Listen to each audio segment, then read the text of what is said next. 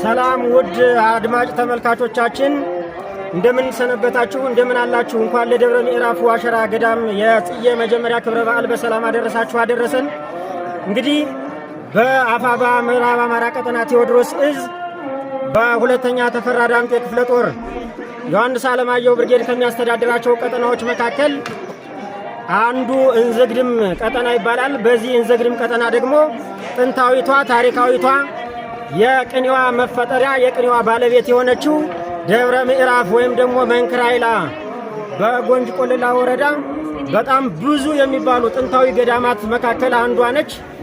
ይሄም እንግዲህ እንደምታዩት የአፋባ ምዕራብ አማራ ቀጠና ቴዎድሮስ እዝ የሁለተኛ ተፈራ ዳምጤ ክፍለ ጦር ዮሐንስ አለማየሁ ብርጌድ የፋኖ አባላት ባህሉ በአማረ ሁኔታ በደመቀ ሁኔታ ሃይማኖታዊ ይዘቱን ሳይቀይር እንዲከበር ከትናንት ከዋዜማው ጀምሮ እንግዲህ ትኩረት አድርጎ እየሰራ ይገኛል። አብራችሁን እንድትቆዩ እንጋብዛለን። በድጋሚ እንኳን አደረሳችሁ። ቅዱስ ገብርኤልን ቃል ተቀብለው በአዲስ መንገድ ሄዱ ይለናል።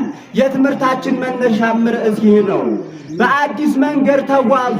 ከዚህም በኋላ ሄሮድስ እነሱ በአዲስ መንገድ እንደተጓዙ በሱ በኩል እንዳልተመለሱ በሰማ ጊዜ ተበሳጨ፣ አዘነ።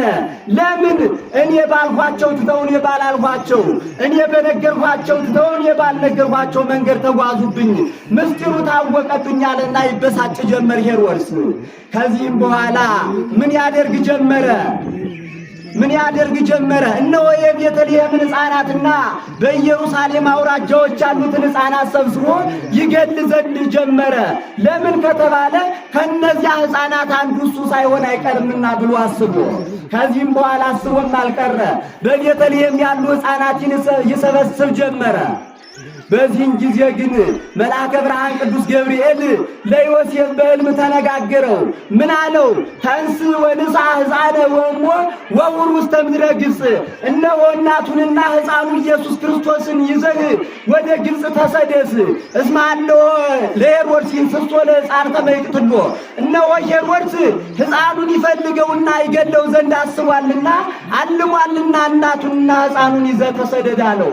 በዚህን ጊዜ እመቤታችንን ጌታን ይዞ ከሰሎሜ ጋር ቅዱስ ዮሴፍ ወደ ምድረ ግብጽ በረሃ ይሰደድ ጀመረ። በዚህን ጊዜ ግን ሄሮድስ የገሊላንና የአውራጃዋን ሕፃናት ሰበሰበና ጌታችን ኢየሱስ ክርስቶስን ሕፃኑን አገኛለሁ ብሎ 14,000 ሕፃናት አስገድሏል። ሎቱ ስብሐት 14,000 ሕፃናት። ጌታችን ኢየሱስ ክርስቶስ ግን ከእናቱ ጋራ ከዮሴፍ ጋራ ከሰሎሜ ጋራ ወደ ምድረ ግብጽ በረሃ ተሰዶ አድርጎ ነበርና ሰብአ ሰገል በአዲስ መንገድ ተጓዙ ይለናል ቃሉ። ይህንን ያለበት ምንድነው ሲባል ሃይማኖትን ለማስፋት ነው ይላሉ። ለምን ከተባለ ሰብአ ሰገል ወደ ቤተልሔም የሄዱበትን መንገድ ሳይመለሱ ሲቀሩ በሌላ መንገድ ሲሄዱ እነሆ እነዚህ ሰዎች የት ሄደው ነበረ? እነሆ እነዚህ ከማን ዘንድ ደርሰው ነበረ ሲባል ጌታችን ኢየሱስ ክርስቶስ ከድንግል ማርያም ተወልዶ በቤተልሔም ሰው ሆኗልና ዓለምን ሊያድን ነው ተብሎ የጌታችን የኢየሱስ ክርስቶስ ሰው መሆን ይሰበካልና ብዙ ሰዎች ያዩታልና ሰብአ ሰገል በአዲስ መንገድ ተጓዙ ይላሉ ሊቃውንት በትርጓሜ። በአዲስ መንገድ ተጓዙ።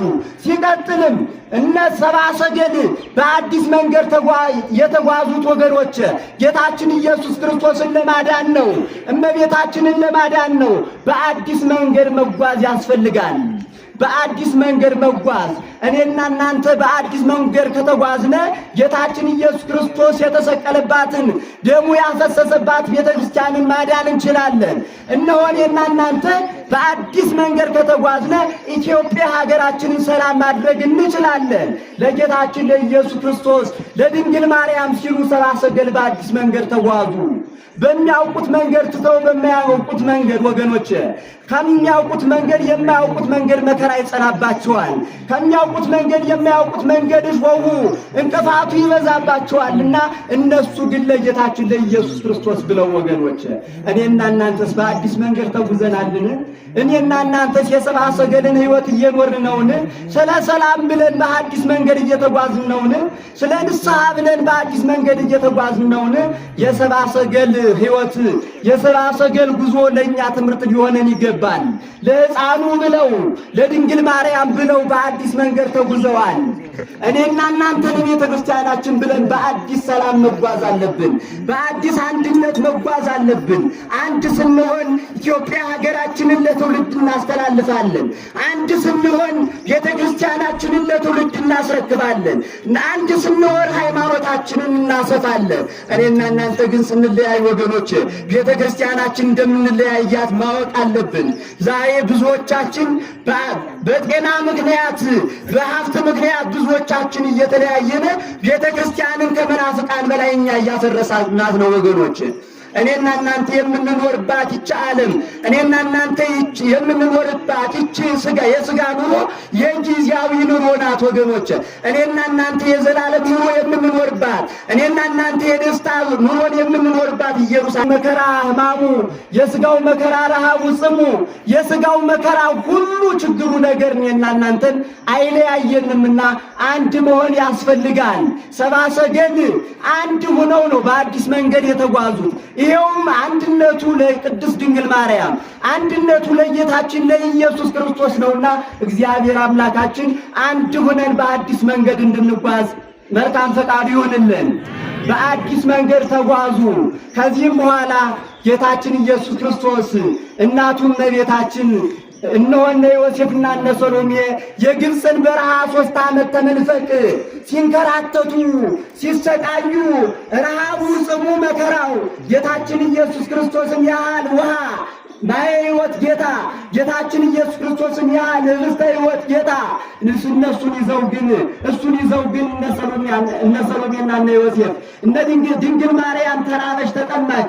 ይህ ሁሉ ግን ለእኔና ለእናንተ ድነት ነውና በአዲስ መንገድ እየተጓዝነ ቤተ ክርስቲያናችንን በአዲስ መንገድ እየተጓዝነ ሃይማኖታችንን በአዲስ መንገድ እየተጓዝነ ኢትዮጵያ ሀገራችንን ለትውልድ እንድናስተላልፍ እግዚአብሔር አምላካችን ይርዳን። አንድ ለመሆን ያብቃን። ያስተማረን የመከረን የገሰጸን የሆነ እግዚአብሔር ስሙ የተመሰገነ ይሁን። ዛሬም አምላክ ወላዲተ አምላክ ትናንትና የነበሩ ቅዱሳን ነቢያት ሐዋርያት ሰማዕታት ናቸው። ዛሬም እነሱ አሉ። ትናንትና የነበሩ መላእክት ናቸው። ዛሬም እነሱ አሉ። ስለዚህ እኛ ለሰው ክፉ ነገር አንመኝም፣ መልካም ነገር እንመኛለን። እየተመኘንላቸው ግን በስራቸው ያጠፋሉ እንጂ እኛ ጠፋንላቸው።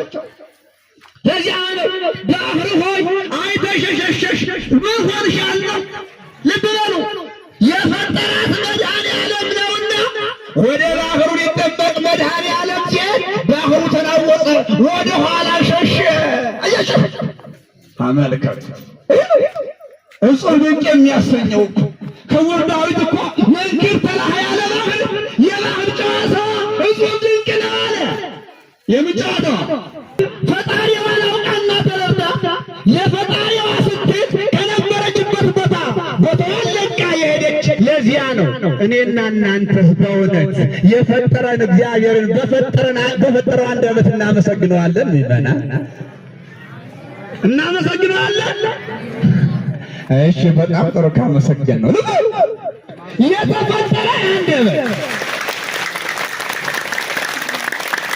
የተፈጠረ አንደበት ለምስጋና ነው። ልብ በሉ። ውሃዎች የተፈጠሩ ለኛ ነው። ባህሮች የተፈጠሩ ለኛ ነው። ቀላያቶች የተፈጠሩ ለኛ ነው። ለኛ መገልገያ ነው። 22 ስነ ፍጥረት ፈጥሯል። ከ22ቱ አግኖ የፈጠረው ግን ሰውን ነው። በእውነት ከዚህ 22 ስነ ፍጥረት ተፈጥሯል። በዚህ የሰው ልጅ በሀያው ይጠቀም በዚህችም አንደበት እግዚአብሔርን እናመሰግነዋለን፣ እግዚአብሔርን እንረግመዋለን። እንዲህ መሆን ይቻላል ይላል። ይቻላል ይቻላል። ስለዚህ የፈጠራት እግዚአብሔርን አውቃ ቦታዋን ለቃ ወደኋላ የሸች ባህር ስትሆን እኔና እናንተ ከባህር እናንሳለን አናንስ ማነስ የለብን በምክንያት ነገር ተስኖታል። እንደ ሻይን አቀፎ እየሆነ በእውነት እንደ ስልክ የሰው ልጅ ይጠቀምበታል እንጂ እሱ ለሰው አይጠቀምበትም። ልብ በሉ። የሰው ልጅማ አሁን ለሰው መጠቀሚያ እየሆነ ይህንን ማስተዋል ግድ ነው። እኛ እኮ ባሪያ እግዚአብሔር የተፈጠር በስላሴ አምሳል የተፈጠር ማንን ነው የምትመስሉ ስንባል ስላሴ ነው የሚል። ስለዚህ እኔና እናንተ ደግሞ ባሪያ እግዚአብሔር ከተፈጠርነ ባሪያ እግዚአብሔር ከሆነ ለአምላኳ ቦታ የለቀቀች ባህር ለምንድን ነው ሲባል ለእርሱ ተገዥ ስለሆነች። ስለዚህ እኔና እናንተ ለፈጠረን እግዚአብሔር ተገዝተን እሱን አመስግነን እሱም ልጆቼ ብሎ በቀኙ እንዲያቆመን የእሱ መልካም ፈቃድ ይሆንልን። ልብ በሉ። የባህር 3 ባህሪ አላት። የባህር 3 ባህሪ አላት። 3 ባህሪ ልብ በሉ። የባህር ስንት ባህሪ አላት? 3 ባህሪ። አንዱ ባህሪዋ ምንድነው? ብሩህነት ነው። ብሩህነት ባህሪ አላት። ሁለተኛ ባህሪ ቀዝቃዛነት ባህሪ አላት። ሶስተኛው ባህሪ ደግሞ እርጥብነት ባህሪ አላት። ይሄ ባህሪ አላት ለባህር። ልብ በሉ። የዚህ የባህር ባህሪ ደግሞ በሰው ሕይወት ውስጥ አለ። ልብ በሉ። ለባህር 3 ባህሪ እንዳላት ሁሉ ለመሬትም 3 ባህሪ አላት። ለፀሐይም 3 ባህሪ አላት። ለነፋስም 3 ባህሪ አላት። ልብ በሉ። የአራቱ ባህሪ ስንት ይሆናል? 12 ባህሪ። ልብ በሉ። የሰው ልጅ ሁሉ ከመሬት ተፈጠረ ነው የሚለው። የሕይወት እስትንፋስን በፊቱ ላይ እፍ አለበት ያለ ኦሪት ዘፍጥረት ምዕራፍ 2 ላይ ቁጥር 7። ስለዚህ ከምን ተፈጠራችሁ? ከመሬት። ሰው ሁሉ መሬት ነው፣ ወደ መሬትነት ይቀየራል። ልብ በሉ። 12 ባህሪ በሰው ሕይወታት ውስጥ ይኖራል። ልብ በሉ። 12 ባህሪ በሰው ሕይወታት ውስጥ ይኖራል። የእሳት ባህሪ 3፣ የነፋስ ባህሪ 3፣ የመሬት ባህሪ 3፣ የውሃ ባህሪ 3፣ 12 ባህሪ አለ። ልብ በሉ። ይህ ባህሪ ለእኔና ለእናንተ አልስማማ ሲል የውሃ ባህሪ ሲገለጥን ወደ ውሃ ባህሪ ይወስደናል። ሲያቃጀን ያረናል። ምን እንላለን? ዛሬም ማርያ ስናያደርን እንላለን። የውሃ ባህሪ ሲገለጥን እንዴት ያደርገናል ካላችሁ ወደ ውሃ ይከታችኋል፣ ከባህር ይከታችኋል፣ ያስዋኛችኋል፣ ሸጥ ያሻግራችኋል፣ ስትራጩ ታራላችሁ። የምን ባህሪ ስለሰለጠነባችሁ ነው? የውሃ ባህሪ ሰለጠነብን።